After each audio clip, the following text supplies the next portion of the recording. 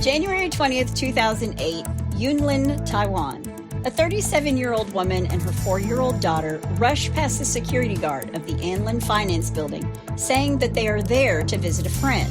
But once they make it to the 11th floor, they disappear, never to be seen again, leaving behind more questions than answers. What happened to them, and why did they take off their shoes and their coats before exiting the elevator? This is the unexplained disappearance of Liu Huijun and her daughter, 2 red coats, and one 17-year mystery.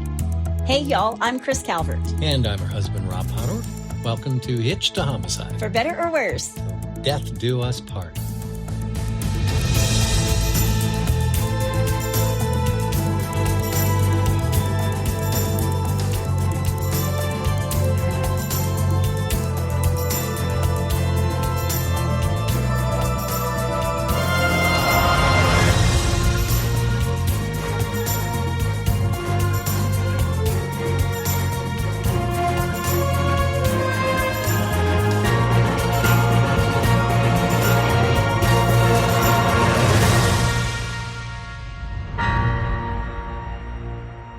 Welcome back, everybody. Yes, welcome. And for our friends over there in Ghana. In Ghana. Node. That was a good one. There you go. That's way easier than all these names in Chinese and Taiwanese I'm going to have to say today. Oh, my goodness. I'm just begging everybody now. Just hang in there with me. Wherever you are listening, be sure to subscribe to Hitch to Homicide, then like, rate, and review the podcast so other people who love true crime and are just like you with your twisted mind and all of the memes that say that experts say that if you relax to true crime, there's something wrong with you. If those are your people, come join us. You're in the right place. And if you're watching us on YouTube, hit that subscribe button below. If you want true crime with us all the time and you want to see all those other people and talk to all those other people who are just like you and relax to true crime and everybody thinks that there's something wrong with them, go join our closed Facebook group, The In-Laws and Outlaws. Go to Facebook, type in H2H In-Laws and Outlaws, answer a couple questions, and you are in. By the way, I think that meme was actually shared in the In-Laws and Outlaws, and everybody was like, okay, so I am. I'm a psycho. Go join. I post photos and other information in there as well. They're a great group of people. We love them. Yep. You can find us on Instagram at Hitch to Homicide or on X at H2H_podcast. And we also have a Buy Me a Coffee link if you want to send Rob some coffee because he drinks it not only every episode, but every single day. And I think we might be on cup number 3. And I'm only on Diet Mountain Dew number 1. But I think I might need a couple more if I'm going to get through all of these names. Hey, I'm doing pretty good. This is my only vice. There you go. Yeah. I thought I was your only vice. You can find that link in our show notes. You can also send us a text. I don't know why you'd want to. We're a couple of crazy people. Mm-hmm. We're just losing our minds over here. Pretty much. The link to that is at the top of the show notes where it says, send Crazy Chris and Rob a text. Hey, I also have to give a shout out to, I wore my Kentucky Wildcat shirt today, but it's because I saw a video earlier where Adam Sandler actually stopped in and paid a visit to the UK basketball team. I know. And the saw girls that. team. Yeah. I know. Yeah. I saw that. And I love Adam Sandler. It's good to be a Wildcat. It is. He's a big fan. He is. He actually wore a Kentucky shirt in one of his movies. And I was telling Rob this earlier. I was actually in the movie theater. I mean, it's not even really that funny of a story because he's a comedian who's dying in this movie. Yeah. And he's sitting on the doctor's exam table and he's wearing a Kentucky shirt. Mm-hmm. And it came up on the screen in the movie theater and everybody, because we were in Kentucky, everybody started cheering. And I was like, he's talking about his life is over and we're cheering because he has on a Kentucky shirt. So anyway, thank you, Adam. Appreciate it. Thank you, Adam Sandler, for being a Kentucky Wildcat fan, just like us. Yes. It is Halloween week. This is our last crazy, weird case for the month of October. No more mouth trumpets or trombones, I think I called it one time. Yeah. Come on, get your instruments right. I'm trying. This is an interesting case. It's not covered all that often. Part of the reason is because all of the sources are in Taiwanese and in Chinese. And I use those sources and had them translated. So bear with me. All right. The other sources are YouTube's Darkest Videos, Lost Path, Can.com, Reddit, and there are others, which are all in Chinese or Taiwanese. But I will put all of those links to all of those sources that I used in the show notes for you to check out. Cool. Well, you ready? I am. Let's do it. Liu Huijun is born into a life of poverty. As a young girl, she was known to be smart and independent, and she had lots of friends. She took some classes in Taipei where she learned how to cut and style hair, and she worked there as a hairdresser when she was younger. But her family wanted her back in their hometown because her parents had arranged a marriage for her. And I looked this up, and I don't know if they actually arranged her marriage because that's not really done anymore, right, or if there was a matchmaker, which is done a lot. And again, I've used translations of almost every single thing. How do you translate match.com? I think it's match.com. But after she gets her match, she married Zhang Xin Nanzu, Zhang Zinanzi, and I apologize. They call him Zhang, okay? All I can say is better you than me. Zhang Xin Nanzu. Okay. They call him Zhang. All right. Zhang, or they call him Zhang. I apologize.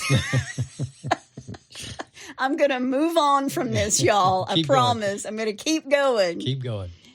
But she moved to his family's home of Zhanghua Chateau. It's a village, okay? All right. Over the years, he and Liu have 3 children. I also read that there were 4 in a different source. And he was financially stable, which I'm sure was really helpful for her because, you know, she grew up in poverty. So that's good in some respects. Right. But their relationship and their family life kind of kept getting more and more strained the longer that they were married. Zhang was away from home a lot, and they fought all the time.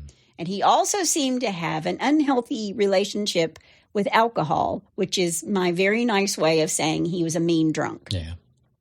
And the more distant Zhang and Liu became, the lonelier and more lost she felt. There were also rumors that her husband was cheating on her, and this only made her feel worse about the relationship and about herself and about their marriage. Sure.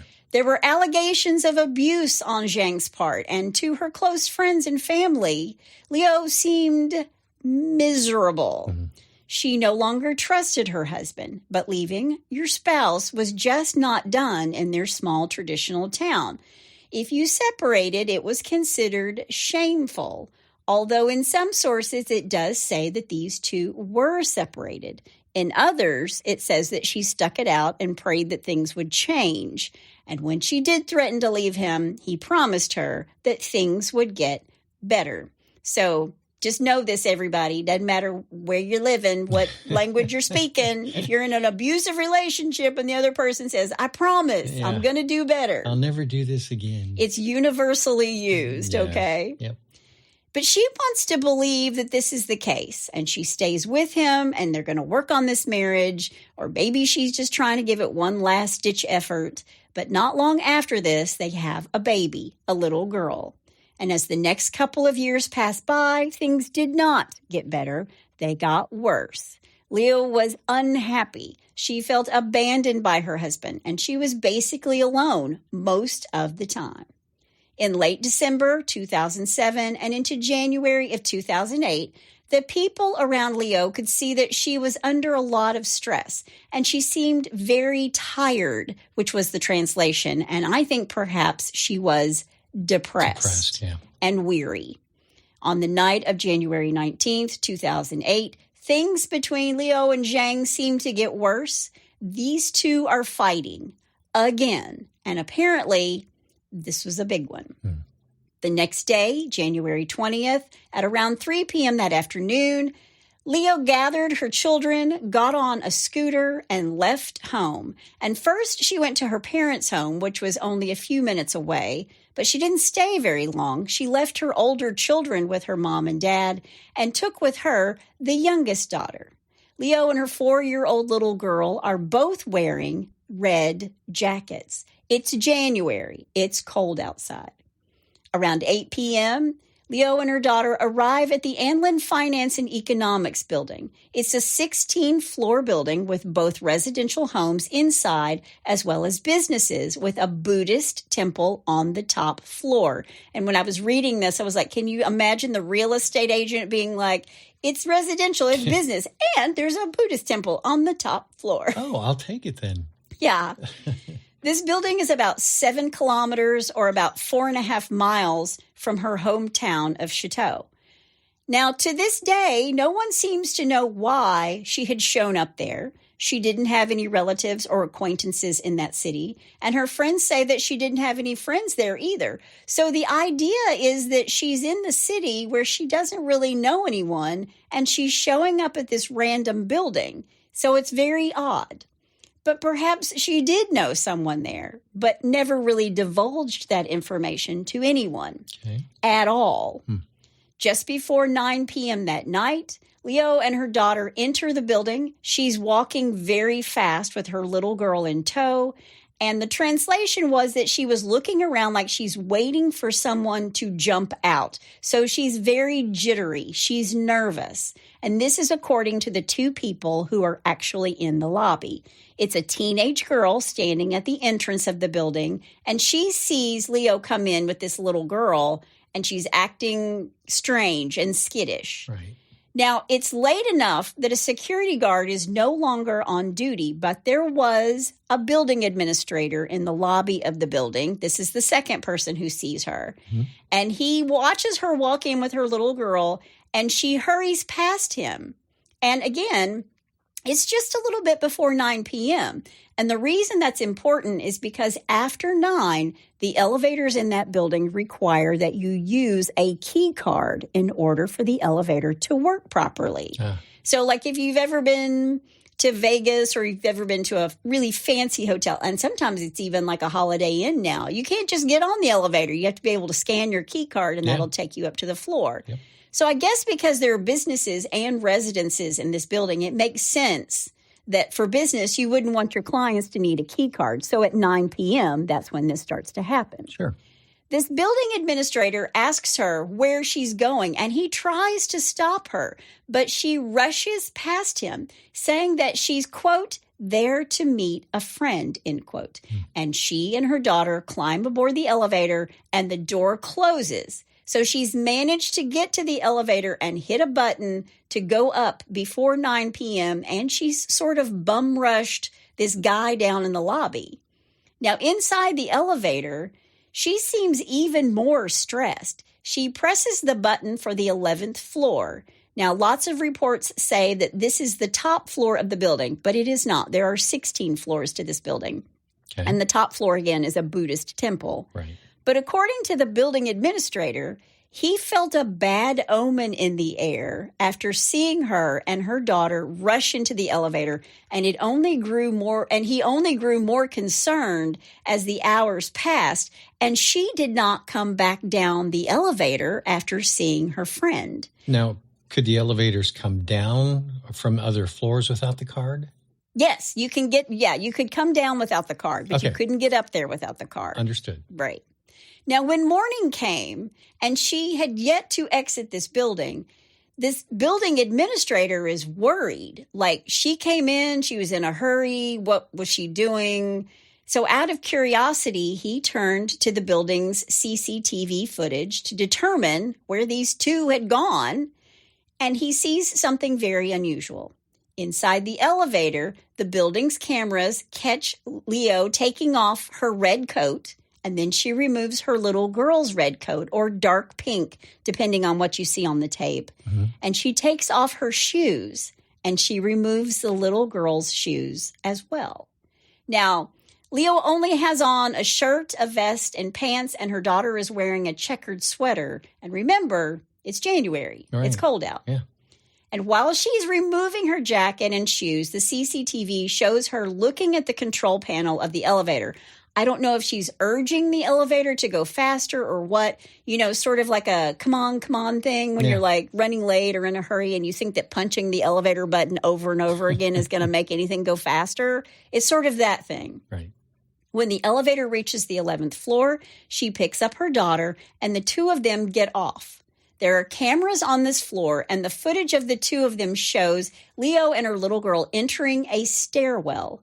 And after this, they vanish. There isn't any more camera footage of them inside or outside the building at all. Really?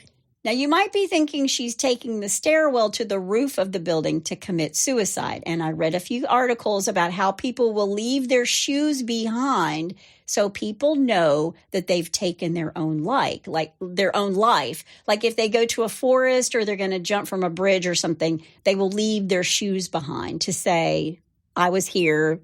You don't have to look for me. I'm gone kind of thing. Okay. But there was no evidence that she or her little girl had jumped. There are no bodies. Yeah. The next morning, the security staff finds their clothes and shoes in the elevator, and this causes them to take a look at the surveillance footage that they have, every single camera. And they can't believe their eyes because even though they have tons of cameras in and around the building, there is no footage of Leo or her daughter walking past them going into the stairwell. So they have not walked past one camera after they go into the stairwell. Wow.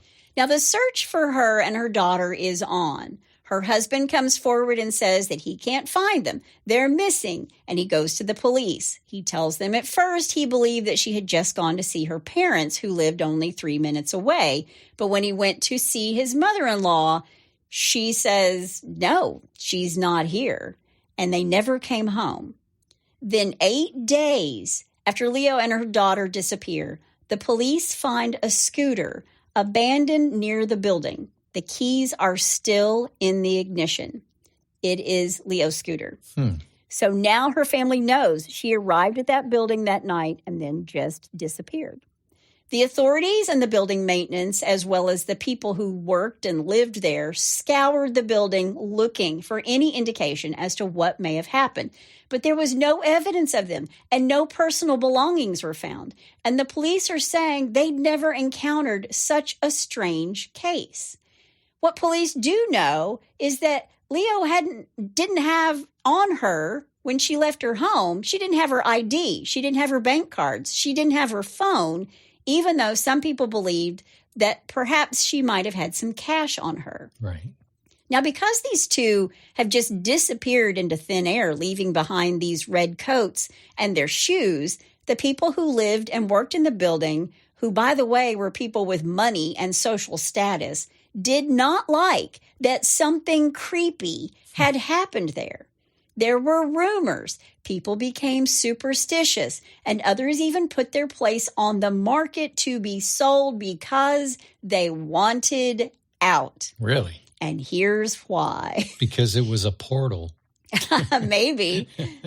There weren't many ways out of this building, and the main entrance had constant surveillance, so it's not like she walked out the front door. Right. The underground levels were very open and exposed, but there was no trace of her. They'd seemingly vanished into thin air, and the 11th floor suddenly had a bad vibe to it because the people who actually lived on that floor heard nothing that night. There were cameras on the roof, and the authorities searched it multiple times and came up again with nothing. They checked the basement and talked to people who lived there. But again, no one saw or heard anything. She hadn't jumped. There's not a body outside. They just don't know what has happened to her. Wow. So the police spent a week sifting through the footage of 13 cameras that were in this building. There's no footage of Leo or her daughter leaving the building. But there were a few blind spots that the cameras couldn't see. But someone would have needed to know all of this information in advance if they were trying to avoid them. Sure. The fire escape stairwells and some of the electrical and heating and cooling rooms did not have cameras, which makes sense. Why would you have a camera in your HVAC room? Sure. Police searched every nook and cranny of the public spaces in the building. There's no sign of them. Then police and family members began to go to each and every apartment and business door asking.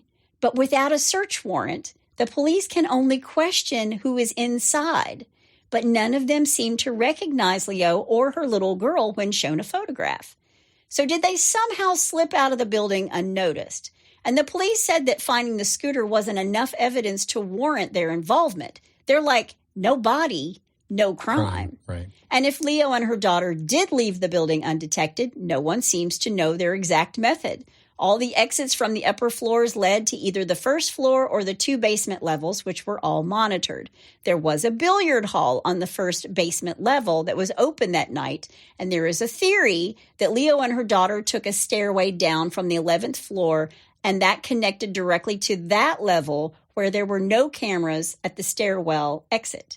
And if they did try to exit that way, it actually led to the street, and there were 2 cameras on the street level, but those never recorded Liu or her daughter walking out the door. So even if they were undetected by those cameras, if they walked out that door, they would have it on tape. And they didn't have their coats. And they do not have their coats or their shoes. Yeah. In the HVAC room, there was an emergency ladder that led directly to the back of the building, and that wasn't covered by surveillance. If they did leave the building, this is the most likely path they would have had to taken. But she wouldn't have needed to be familiar with the HVAC room in this building, and no one seems to think that she had ever been there before, especially the way she rushed in like she was being chased, or maybe she was trying to make it into the elevator just before 9 p.m. so nobody could follow her. But if she'd never been there before, how did she know the 9 p.m. cutoff date? Exactly. Yeah. So let's assume they did make their escape from the building without their coats or shoes in the middle of January. Police tracked their health care cards.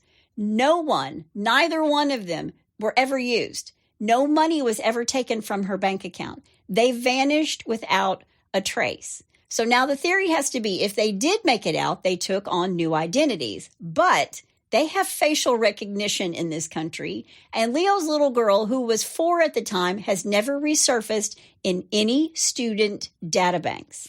So did they really start a new life somewhere in Taiwan? The mystery of the whole case caused the authorities to go back and investigate. There were news outlets and TV magazines like a 48 Hours only in Chinese and Taiwanese. They're doing these stories on the case. And it kind of made it look like the police weren't doing their job because they're not. Yeah.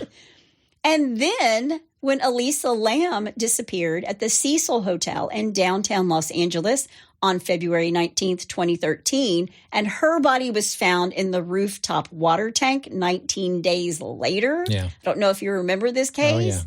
The building supervisors and the police re-examined the building's water tanks and pipes, even though it has been 5 years since Liu disappeared with her daughter. But they found no trace of her. And the residents never reported any problems with their water or their plumbing. So they ruled that theory out. Mm-hmm. In 2021, the investigators compared Liu's DNA to that of a Jane Doe found elsewhere, but it wasn't a match, and the case went quiet once again. Then in 2023, Liu's husband, Zhang, dies. He mysteriously fell from a rooftop. And when this story comes out, there was all this renewed attention on Liu and her daughter's disappearance. But again, nothing is found. There were theories that the bodies had been disposed of in the garbage. But in Taiwan, the trash is only taken out when the garbage trucks arrive. So people would have noticed their neighbors disposing of something suspicious. Yeah. So it's not like you just throw your trash out and they come and get it. It's sort of like, our trash pickup is on Friday mornings. It would be like all of our neighbors standing out on the street together with our garbage bags kind of thing. A block party. So what are some of the other theories? One is that she escaped to be with her lover.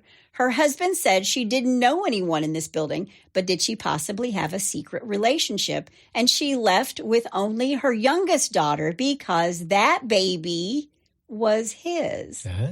But why not at least take your ID with you when you go? But if she did have a secret relationship there, why didn't anyone in the building recognize her? I mean, that's something else that the police had said. Because if you live in a building, you know the people who kind of come and go, even if they don't live there. Sure. And her daughter was 4. And if this theory is correct, this relationship had been going on for at least 5 years. So if she's coming and going for the last 5 years, somebody would have seen her. Sure. But I just want to remind you, she is a mother and she has other kids, and she's never had any contact with them since the day she left and was never seen again. But here's another theory. Leo and her daughter were both wearing red. And in Taiwanese culture, red is often the color of luck and good fortune, but it can also be bad. Some of the residents in the building started to believe the red attracted the attention of spirits. And over the years, this building began to have a reputation for being cursed. And it has caused the property values of the building and even the buildings around that building to plummet. Wow. How would you like to be that realtor? Can you imagine? Jeez. Like a woman disappears in your building and suddenly your real estate is worthless. Yeah. The neighbors reject the idea that the building is haunted just because they don't want the property value to fall. Yeah. But Leo's family has come forward to say that she was not in a good place mentally. Maybe she was hallucinating. Maybe she believed her husband was after her and she was feeling paranoid. She was possibly in a state of psychosis. Maybe she was having an actual psychotic break and nothing made logical sense to her. Maybe taking off her coat and shoes was a way to change her appearance. Maybe she went to the 11th floor and then hit the stairs to confuse whoever she believed was after her. There's also a theory that Leo and her baby girl hid in a large bag or a suitcase and then someone took that suitcase out of the building. But I want to talk about the red coats again and taking them off. Okay. In Taiwan, the color red is strongly connected to malevolent and vengeful ghosts. Women who die with a deep sense of injustice, such as being wronged or betrayed. And the red clothing represents their rage and desire for revenge beyond the grave. And it is believed that a woman who commits suicide while wearing red is believed to return as a fierce ghost to avenge herself. There's even a notorious urban legend in Taiwan about a ghostly little girl in red. The legend began in 1998 with this grainy amateur video footage of a family on a hike. And the video was watched after a family member's death. And it mysteriously showed a small girl in a red dress following the family, even though no one recalled seeing her at the time. Really? Wow. This little girl is often associated with the Moshina, a mountain demon in Taiwanese folklore known for abducting people. Also, get this, for better or worse, till death do you part, there is the practice of ghost marriages. It's called binghun and involves rituals to find a partner for a deceased, unmarried person. One method is for the family of a deceased woman to leave a red envelope containing money, a lock of hair, or a fingernail on the street, on a side street in a red envelope. And the first man who picks up the envelope is considered the intended groom. And refusing to marry the, quote, ghost bride, end quote, after taking the envelope is said to bring great misfortune.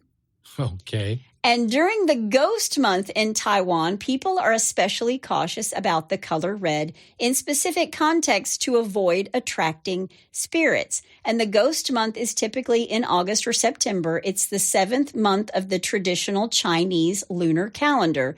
And during this time, the gates of the underworld are believed to be open, allowing spirits to roam the human world. Well, here in the U.S., we take our Halloween from Samhain, the Scottish and Irish, the Celtic turn of the year from the beginning. It's the beginning of winter. So bonfires are set and they carry home holy fire or a blessing of smoke. All we do now is just put inflatables out in our front yard. It's true. There's also guising, wearing costumes to confuse or appease wandering spirits, offerings left at doorways or places associated with the good people. Christians have All Hallows Day and All Saints Day on November 1st, and All Souls Day on November 2nd, and All Hallows Eve, or Halloween, kept the vigil for the dead, and we wear masks and costumes to confuse or placate spirits who walk among us, and we leave lights on at our doorways and windows to guide the kindly dead and ward off the malevolent. And we leave food, or there's something called an empty chair or a dumb supper, to invite ancestors in and eat in silence to honor them. Never heard of that one before. Me either. Yeah. Wow. More bonfires and smoke for protection and purification and communal boundary setting. Where do the Snickers bars come into all this? Where did the Twix come in? Where do the Sour Patch Kids come in, right? Yeah.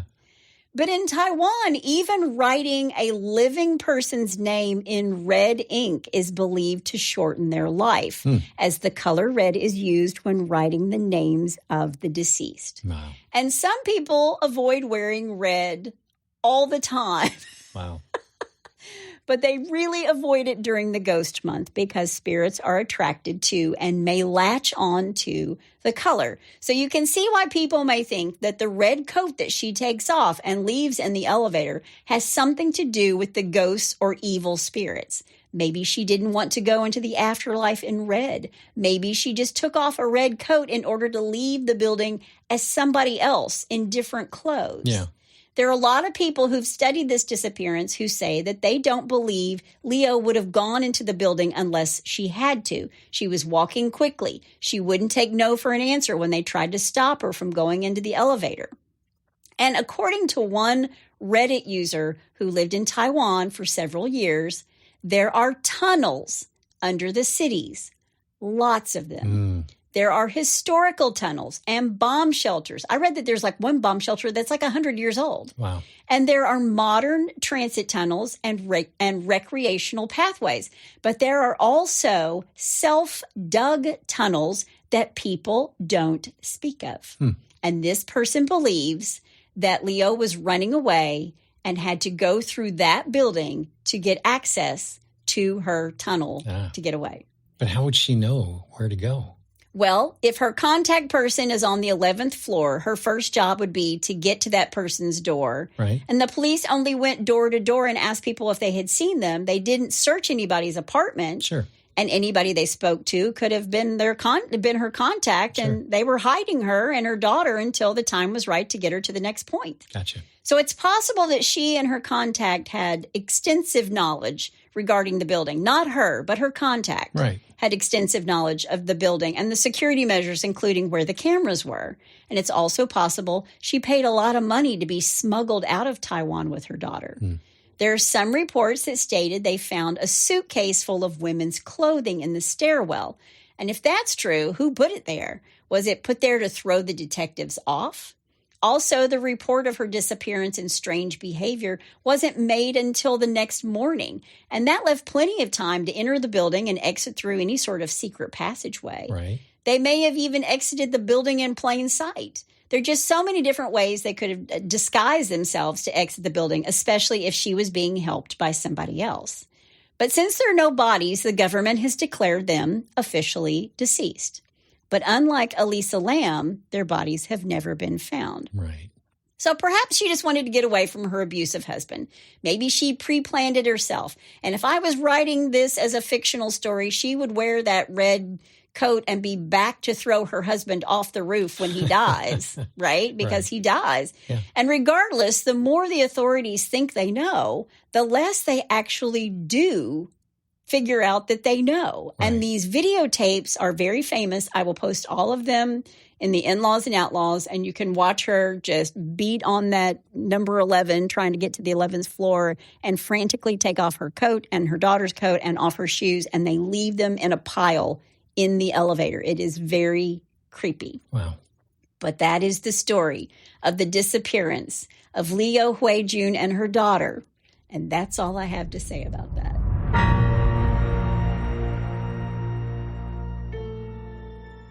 For nearly 7 years, Jane Doe has lived in the shadows, her past buried deep beneath layers of secrecy and silence. After completing more than was asked of her in her last assignment for the enigmatic Kaiwolf project, Jane Doe vanished without a trace, leaving behind a trail of dead bodies and unanswered questions. But now, as the specter of her past returns with a vengeance, Jane finds herself thrust back into a world she thought she'd left behind forever. When her former sins come knocking on her door, Jane is faced with an impossible choice: continue to hide in the shadows, or once again take up arms against the forces that threaten to tear apart the fabric of society. With enemies lurking around every corner and allies who may not be what they seem, Jane must rely on her wits, training, and her unyielding determination to survive. And while trust is a luxury she cannot afford, Jane must confront the truth about herself and her past. As the clock ticks, she realizes that the line between family, friend, and foe are razor thin, and in the end, the only person she can rely on is herself. Jane Doe 4 Charlotte is available September 24th, 2024. No name, no regrets, no mercy.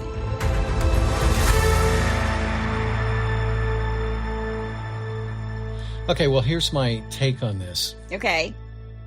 I'm going to guess that imports of red Sharpies aren't a big haul in Taiwan. And I even wore a red sweater today in order to do this podcast. Yeah. But yeah, I mean, it's crazy. And I realize, so many great horror movies come from Japan and China, and it's because they have all these really interesting superstitions. And I had no idea that the color red was just so terrible, but one way or another, she got away. Who knows if they're alive or not? It's just so crazy because they've never shown up anywhere else. So maybe they're living in New Jersey and they do know that, now it's all about the Twix candy bars and the Sour Patch Kids. I can only hope. Yeah. I hope wherever she is and her daughter is that they are very happy. Yeah. Wow. All right. Well, the mystery will always be there. It will. All right. Well, here's a few things that aren't very mysterious because they're just stupid with a little bless your heart. Well, bless your heart. All right, number one, I'm calling, well, that was dumb. Oh, bless his heart. Yep. Bless her heart. I don't know if it's a he or she yet. A Colorado man landed in jail after offering to trade illegal homegrown marijuana for an SUV listed on Craigslist. Okay. A vehicle, well, the vehicle that happened to be owned by a sheriff. Oops. The Gazette reports that Teller County Sheriff Jason Mikesell, who reminded me of Mike Sell's potato chips, which are no longer, and I'm really sad about that. But anyway, back to this. Recently received a text from a 39-year-old Vail man offering to buy his SUV. The man sent photos of the product, and Mike Sell says he showed the text to detectives. A meetup was scheduled in Woodland Park in late November. The man and a 41-year-old woman arrived for the swap and were arrested. Authorities say they found about 4 pounds of illegal marijuana in the duo's car. The man and woman were charged with possession with intent to sell. Okay, I have to tell you, you said Vail man, and I thought you said mailman, and then I realized we were in Colorado, and he was from Vail, and so I went through a whole thing in my head about the mailman had a few kilos that he was trading for the SUV with the sheriff. Well, by the way, Mike Sell says he won't relist the SUV on Craigslist. I bet. Yeah, exactly. Yeah. All right, number two. Well, that's something you don't hear very often. Okay, I'm afraid. The heat wave that rolled through the Midwest recently has had a huge effect on this Ohio man. Okay. Here we go.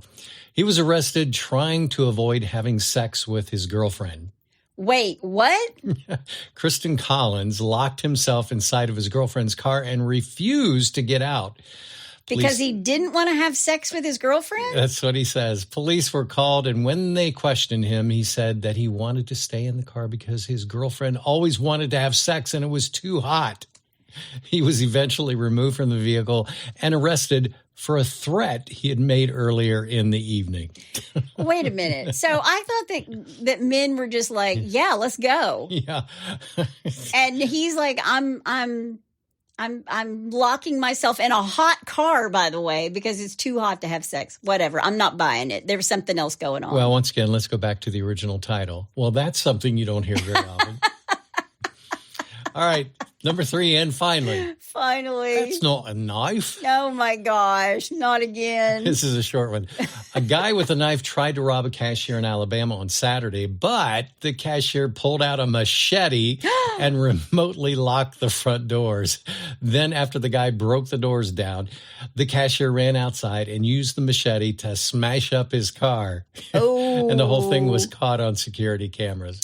Police came and busted him. You just never know what's going to happen in Alabama.